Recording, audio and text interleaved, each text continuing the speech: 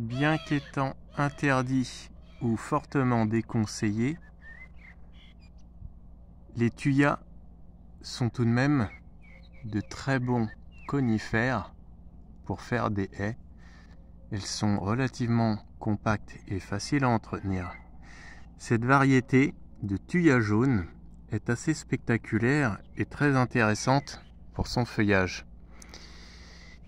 Il permet de faire de beaux contrastes avec d'autres conifères, d'autres plantes.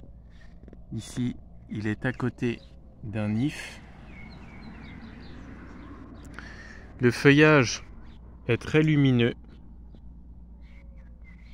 Au niveau couleur, pas grand chose à voir avec le classique thuya atrovirens qui est toujours vert et on ne peut plus répandu. Alors c'est un conifère très lumineux, très compact, très facile à vivre.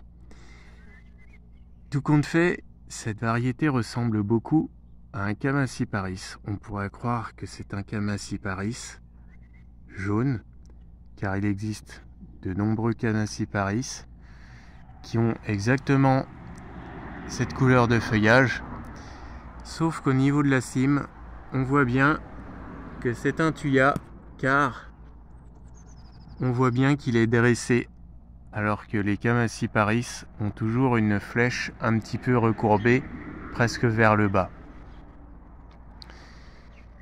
Il n'y a pas grand chose à dire sur ce thuya, ça reste un thuya, il est très facile à entretenir, une taille par an suffit largement, éventuellement on peut le tailler 2 fois. Il est beau toute l'année, été comme hiver. Au printemps, on peut dire que les jeunes pousses sont relativement teintées de couleurs un petit peu différentes, car les extrémités sont légèrement orange. Sinon, toute l'année, il est entre le jaune et le vert. Il est, on va dire, vert fluo, un peu jaunâtre. Il est très joli.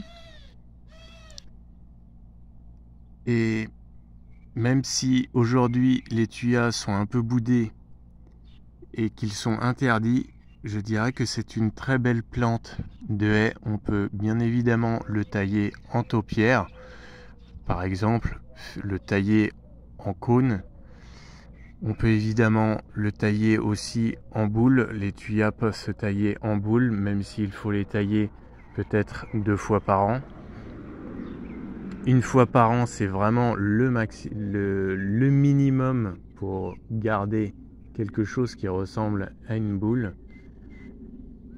Autrement, on peut aussi le mettre parmi des groupes de conifères ou pourquoi pas faire des contrastes de feuillage dans un massif ou une haie libre. Évidemment, il faut lui mettre tout de même une terre correcte, un sol pas trop sec et de préférence plein soleil ou éventuellement un tout petit peu d'ombre. Mais les thuyas n'apprécient pas forcément l'ombre permanente, ils finissent par se creuser, se dénuder et les branches peuvent même finir par dépérir. D'ailleurs, quand on ouvre un thuya, on s'aperçoit souvent qu'à l'intérieur, il n'y a rien, c'est totalement creux. C'est surtout les pousses d'1 ou 2 ans qui sont relativement belles, et à l'intérieur, dès qu'on écarte les branches, on se rend compte que l'intérieur n'est pas toujours très joli. Attention aussi, si un thuya n'a pas été entretenu pendant plusieurs années, on ne prend pas de tronçonneuse, on ne rabat pas sur du vieux bois, et surtout on laisse toujours une bonne quantité de feuillage, autrement il ne bourgeonne pas et il meurt.